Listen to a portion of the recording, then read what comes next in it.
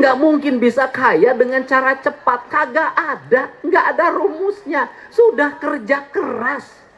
Terus yang berikutnya apa lagi? Problemnya adalah malas. Saya di Tasik, itu saya nyelamatin orang yang LPG-nya disita, saya bayarin 14 juta.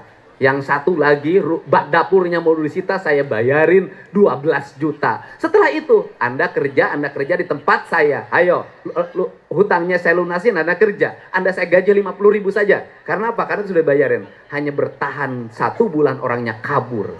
Itu mental. Harus dirubah. Kenapa orang Jawa Barat? Gengsian. Tukang nasi goreng urang mana? Tukang pecel lele urang mana? Tukang jamu urang mana? Ini jadi industri yang berkembang tidak akan bisa melahirkan multiplier efek ekonomi kalau masyarakatnya tidak memiliki kemampuan entrepreneurs. Jadi bagaimana? Sejak kecil anak-anaknya, nggak apa-apa. Saya sudah tidak melihat lagi anak-anak jualan es sekarang. Saya tidak melihat lagi anak-anak SD, anak-anak SMP berkreatif, berimajinatif menjadi seorang pedagang. Sudah jarang. Dulu itu anak-anak SD, anak-anak SMP kreatif. Ini harus dirubah dan ke depan sistem pendidikan itu akan berbasis kreativitas.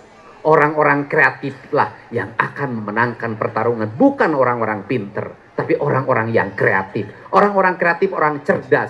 Banyak orang yang sekolahnya biasa-biasa saja, tapi dia sukses dalam hidup. Nah, karena kreatif. Kata orang Sunda, orang kreatif teh hiji cager, 2 bager, 3 bener, 4 pinter, 5 singer. Yang puncak yang singer disebut, yang singer ini singer teh naon? Hudang pang isukna, lempang pang gancangna, dititah pang daekanana, kasakola bisa nitipkeun diri, di imah bisa nitipkeun diri. Seluruh pengalaman kreativitas itu saya menjalani dengan baik. Untuk itu, hai anak-anak Jawa Barat, kalau ingin maju, rubah dirimu.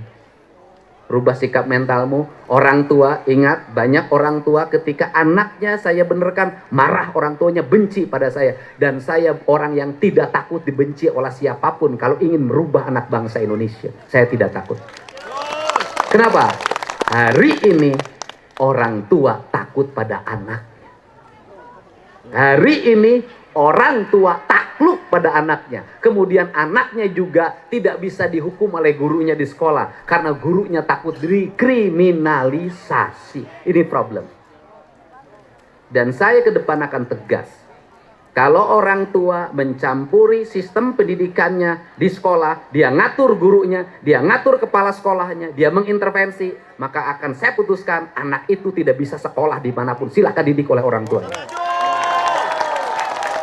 Saya pernah menutup sebuah sekolah karena ada anak oleh gurunya dikasih sanksi, sekampung menyerang gurunya. Saya ancam kampung itu, saya akan tutup sekolah ini dan saya tidak peduli di sini tidak ada sekolah. Kalau sikap mental orang tua tidak berubah, ini penting.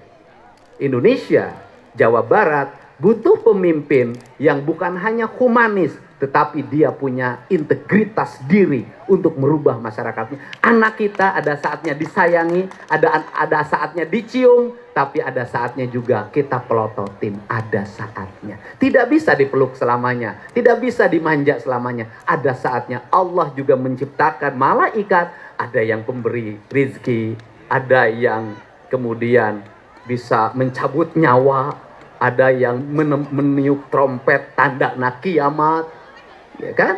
Ada yang pencatat, ada. Artinya dalam diri manusia itu harus banyak karakter yang itu bisa ditempatkan dalam sistem pendidikan kita. Sehingga saya berucap terima kasih. Malam hari ini bisa dilihat ini kegiatan tanpa panitia, tanpa apapun, orang datang dengan sukarela.